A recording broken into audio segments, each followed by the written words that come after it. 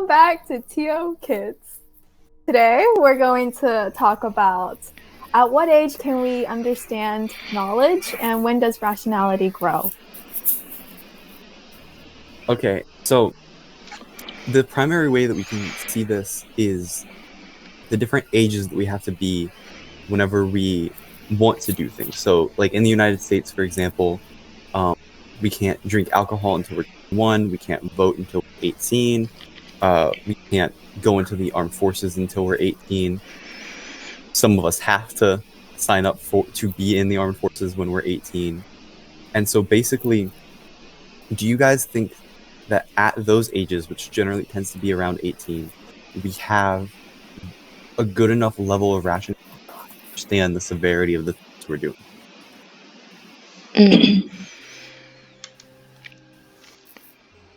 To start this off, I really want to say, as we've been going over things about historical context in TOK, it really doesn't have to do with your actual age level. Maybe it does to a certain extent due to the development of your frontal lobe at the age of 25.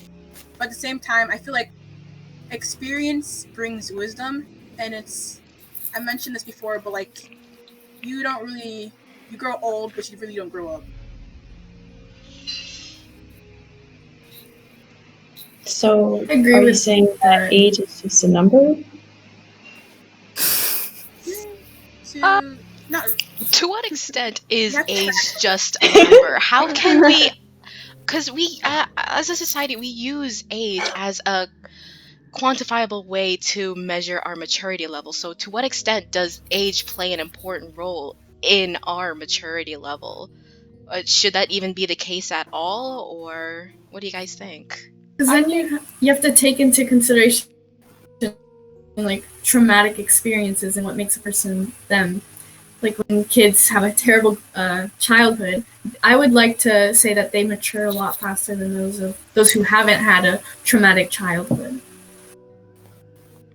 Matures at a different rate, but also there's like a general like place where you should be in rationality at a certain age. So like in your teenage years, you have obviously more rationality than you would as like a 7-year-old. You understand the world more and you have to become more of an adult. There's not like one set point like 18, like at the legal ages for things. Like there's not one set point where it's like you have all of this maturity and rationality. And even at 20 or in your 20s, you might not have that rationality.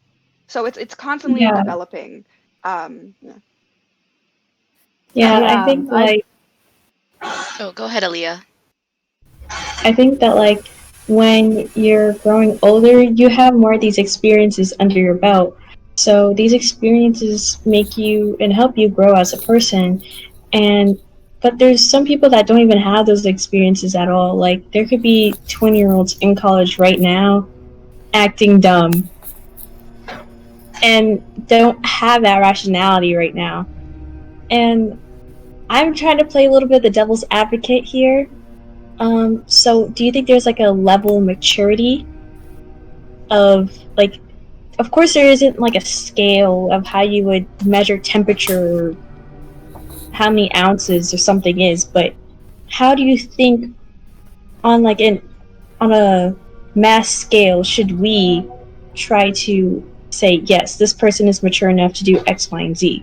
Because with the variables of being 18, you're probably not mature enough, or you're well over maturity for something. So your point of view as a devil's advocate is which? Like what is your thinking? As like the point of view as a devil's advocate,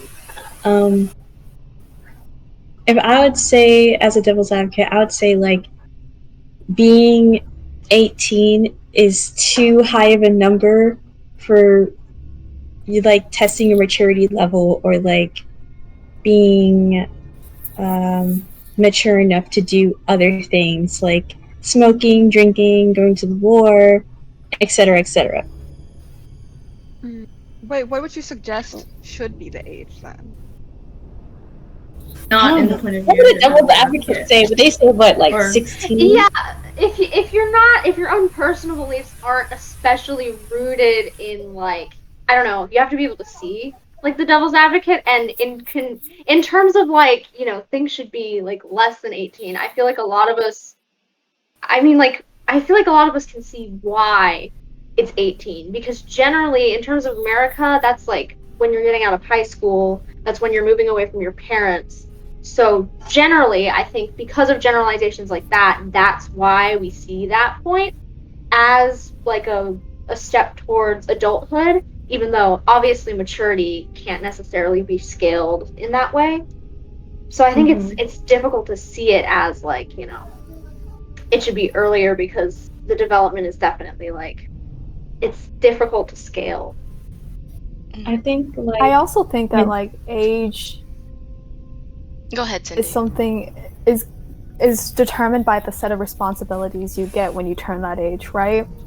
So every time you turn an age, you get more responsibilities, and because of that, you can kind of use that as more of a scaling measurement, because there's not like, you can't measure our maturity, but you can see how like grow older, you do get more responsibilities, and you can handle those responsibilities than you could before. And I'm almost 18, and I can definitely say that the person I am now is definitely not the person I was when I was 16. I was really immature back then. I'm still immature now, but I just think there was some personal growth that has differed. Like, if you told me that at 16 I should go vote, or I should go fight a war, or I should smoke, probably would not have been the best for a 16-year-old. What you're saying is that the level of maturity is not what's in your head, basically, but it's what you need to do, like your responsibilities. You can't rate maturity on your life experiences, but what you are expected to do at that age. I think it comes in like together, responsibility and maturity, society, and life experiences. So in like the context of like TOK, it would be that the age of consent should be, or the legal ages should be more based on, I guess, societal responsibilities rather than like a scientific responsibility. Because if you see it from like a scientific standpoint, that, our brains are fully developed by 25 or around that time. So really we should be having our, responsibilities given to us around that time, around 25. But that's also, it's different from society's perspective of how we value maturity and responsibility. Yeah. And I think do you think... Go ahead, Harper. I can go. Go, Aaliyah. Yeah. I was gonna say, what we could do. So you're saying that, like, you think that society is sort of rushing us to grow up because, like, the responsibilities that we have is at an age of 18, but we're fully developed at the age of 25. So, what are your beliefs for that? I think we can talk about last week with this. You can continue. So last week we talked about how we're working until we die. I feel like society's in a rush to like push us to that level. We can't just stay young forever to the point where we don't have responsibilities and we just exist. We need to be able to grow up and be a part of society rather than fooling around forever. Yeah. Not I only agree. I think that, we also have to. Oh, you can go, Harper. I was gonna say, I think that to a large degree, our society isn't basing the age that we're given responsibilities on based on maturity at all. I feel like it's basing it on the ability to understand, because by the age of we should have completed high school, essentially, or close to, which should give us a good enough foundation of knowledge that, in my mind, that's what they're basing it off of. That by 18, we have this basis of knowledge, and we should be able to understand the responsibilities fully and the knowledge that comes with these new things that we're allowed. Yeah, I feel like the problem with how we're trying to quantify maturity levels, and as you've mentioned before, that it's something that we can't really scale, it's because that we're trying to look at it in a linear way. We think that it is true to an extent that as we do get older, we get more experiences and we get, more knowledge and more wisdom. But that can't be the case for everything that we do in life. There are some times when we go back a level, or that we need to regress a bit in order to know what to do in order to progress as a society and as individuals. It's non-linear.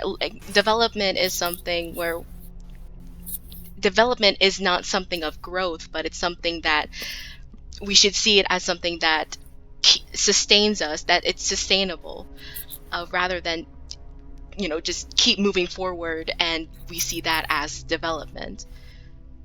Yeah, personally, I feel like the legal age should be around like 21, like how it was previously, but they've changed it, I guess, as Aaliyah was saying, like maybe to force us to grow up a bit, but also, following this linear maturity line, I feel like it fits more with the scientific sense of, we are more developed at 21, as well as the more societal sense as we have more experiences. So I feel like generally 21 is a good age to have those responsibilities. So I also think go ahead, Corinne. Yeah. I definitely agree that you can't look at development in terms of linear growth, because I feel like even though there's the fact that as you age and exist for longer, you're obviously going to have more experiences and gain more knowledge and develop your own beliefs through that knowledge. I also feel like certain people are not necessarily willing to accept new knowledge. Some people are more willing to grow and develop and take in new knowledge to change their beliefs and shift their ideas. Whereas some people who I suppose we would call immature for their age sort of hold on to past knowledge and past beliefs, even though they're moving forward in time. So, like Yvonne said, you might regress for a period, and then even as a child, some people develop faster than others. So you kind of have to generalize and be like, okay, where's the general time in which these things are happening that puts you in a more adult position, which I think 21, like Kalea said, is a good shifting point of your life there. Actually going to raise a counterclaim to my own claim with Okay. Whoa, that's some critical thinking skills right there. Thinking skills.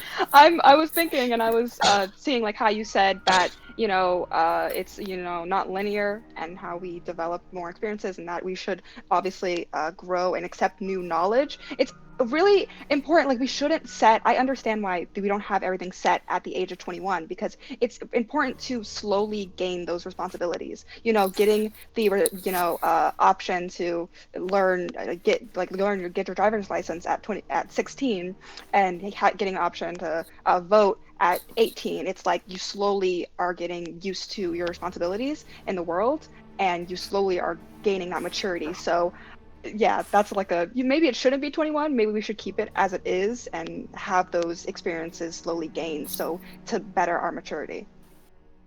Well, I like to disagree, because within our society, the American society, is very much capitalist. So I feel like these ages are not pushed on us because of, the government was like, you know what, I'm gonna let little Timmy grow up progressively, and I want to see him shine throughout these years and see him grow into an adult.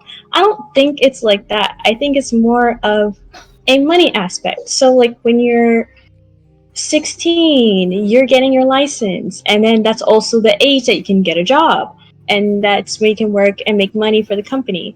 And at age 18, you can get a full-on job, and you don't have to be so dependent on high school, because that's the time you also leave high school as well.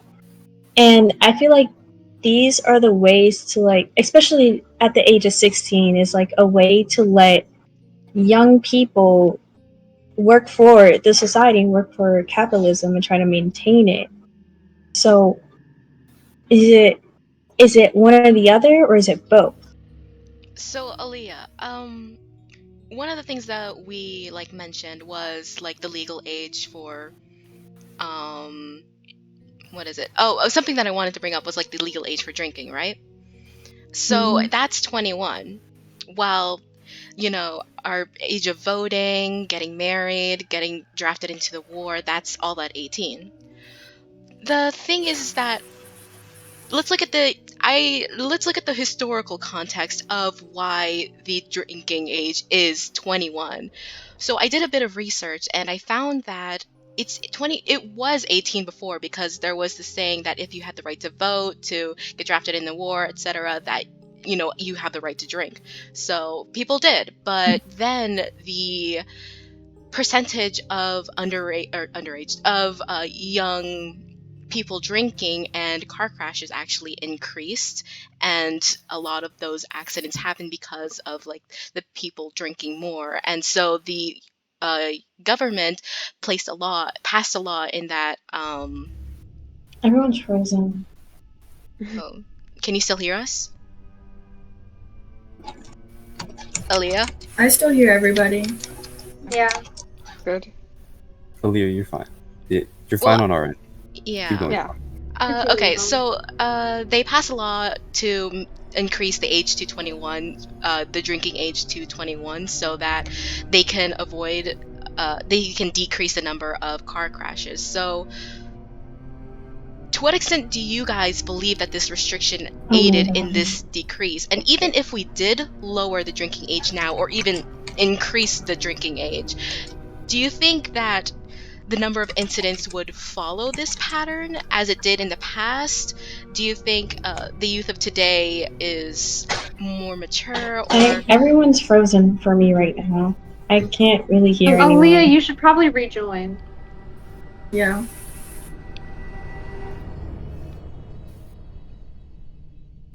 but Okay, well, yeah, when it comes to the drinking age, I feel like I'm gonna say it's kind of ironic that they're like, okay, we want to save the lives of these teens, so we're gonna push drinking to 21, but you can still go to war, which is kind of funny. Like, okay, if you don't want 18-year-olds dying, you should probably at least raise like the draft to 21, but we won't get into That's what I that. don't understand. If it's still brain development, why do you think their brain is developed enough to go to war if it's not developed enough to drink? No. Like, I get it, because, like, in war, you need a lot of people to fight, so by lowering it to 18, you have a lot more people, but it's still not right. It kind of reminds me of Persepolis, when they, like, it seems like they prey on the really young people because they associate their youth with immaturity, and so their lack of experience in that case is seen as they won't fully understand what they're getting into a war. And so, like, in Persepolis, they're like, oh, if you join the war, you'll get this and that, and you'll be viewed as like a martyr. But in reality, because of their immaturity, they can't really understand that. And I think that's like where the age for going off to war kind of lacks consideration. Yeah, I think it's interesting that we generally tend to prefer saving the life of a younger person over an older person. Like, if we are given the option to have one older person die to save the life of two younger people, most people would have the older person die because they've already lived out the majority of their life while the young people are just starting theirs. So why do we have this contradiction where that's true, but also we're drafting the young people off to war just because they're going to be the most able-bodied people? Why does our consideration of who deserves to live change? I think within the context of war, it changes because, it would be more important to win the war and save, I guess, the lives of the country rather than, instead of risking the lives of a few. So it's kind of seeing the priority of the government. If we risk the lives of many 18-year-olds, we might be able to save the lives of the entire country. So that's why it shifts. But also, I wanted to connect this back to Aaliyah's point with capitalism and how the government, how she doesn't think that the government does it out of helping us. The only reason I feel it wasn't that they changed the drinking age wasn't just because it was only because people were raising concern about it. The government wouldn't have changed it without the people raising that concern. So in a way, I do agree with your point and how the government kind of focuses on things to benefit themselves until someone actually raises an issue. I was gonna mention that earlier when she brought up the capitalist claim. In my mind, that doesn't necessarily track, because if I was like an alcohol company, it would seem like I would want the age of drinking lowered by a great deal, that more people are make sense to the drink. So I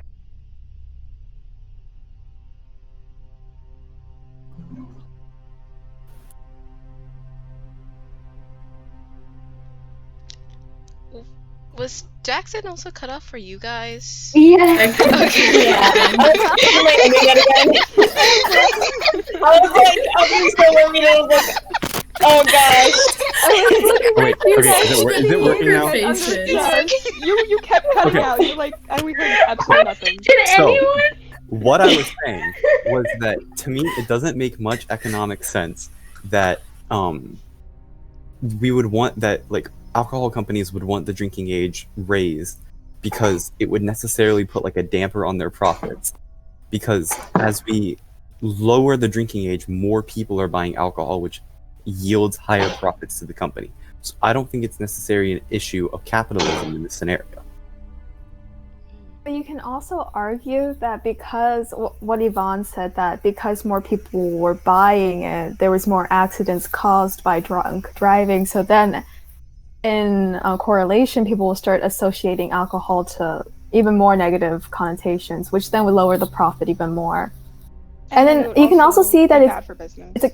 Exactly. And then another capitalistic viewpoint you can see is smoking. You know, the legal age is 18 right now, but so many people want it to be 21. But why is it so hard to raise that age to 21? It's because, especially the tobacco companies, but they're making a lot of money, so they don't want to risk that. They still want that profit. They don't want that age group to go away. The question that we can discuss about this: what would happen with the levels of danger and accidents if you completely got rid of these restrictions? If there was no drinking age and there was no smoking age, would these issues still continue to happen? Because, you know, people typically want to do the opposite of what they're told not to. So if there was no drinking age, do you think people would rebel? And I don't know, would there be less rebellion with the drinking issue? I have an instance for this. Okay, so we all know how back then, I guess in the 20th century, how seatbelts were just installed into cars, and people didn't want to wear seatbelts because they thought that, seatbelts are restraining me. I do not want to be restrained in my own car. And eventually, over time, people started wearing seatbelts because they realized that, dang, maybe seatbelts can actually save my life. So I feel like if we were to raise the smoking age to 21 at first, we're gonna still have those people who are gonna rebel and go against the law for a little while. But over time, eventually, they'll begin to realize that maybe smoking's not such a good thing to indulge in. I feel like it takes time for people to get used to things. The same way, like Persepolis, how you mentioned earlier, how Mao Zedong's country, Iran, how they were able to get used to the war eventually, and they became desensitized to everything surrounding it.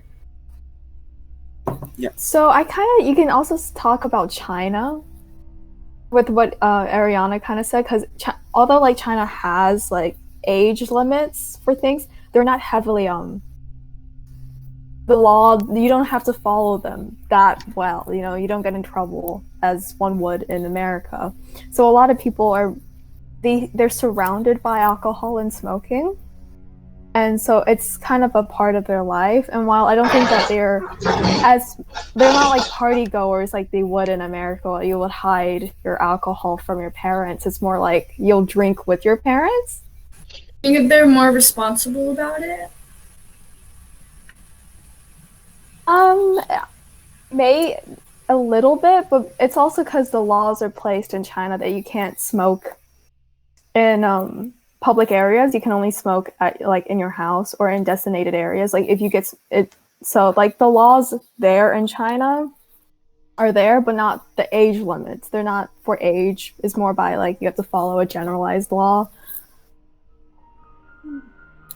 But but they are all two different political, like also collective and individualism kind of countries. So you can't really compare the two that way either. Yeah, I was going to mention, like, within China, like, does that also take on the society and the culture and the government as well? Because, like, since it's more of a communist country, it's more of like a whole rather than the individual westernized view. They have that us in the West, we have the right to smoke, and in China, I don't understand. Oh, I was gonna say, like, Go ahead. I was saying, like, in the West, our westernized view, we have more laws and restrictions, because maybe people feel like, oh, since there's restrictions, I feel compelled to break them. Like, if someone says, don't push this red button, you want to push the red button. So maybe they're taking it, maybe it's like a different approach as, like, if there's no laws against it, like, what is that going to propose? If I'm making sense. Communism. I'm thinking when you try something like that, like if we completely took away the legal age for smoking and we just said you can smoke whenever you want, I feel like what would happen is that we'd see like a significant drop in the amount of people that are doing it just out of like spite. Like you see like a 15-year-old pick up a cigarette because he can't smoke yet. But I think there would also be a rise in people that probably wouldn't have done it because it was illegal that pick up the habit now. But I feel like that level would be significantly lower than the amount of people that are doing it out of rebellion. So I think it's a fair trade-off. Like how when weed was legalized and the crime rate has dropped. Like, I mean, murder rate has dropped. Yeah, like so that. would you take things kind of like that? You can also see with the decriminalization of drugs in Portugal and how that had a positive effect to that country. I think that these restrictions should be eradicated.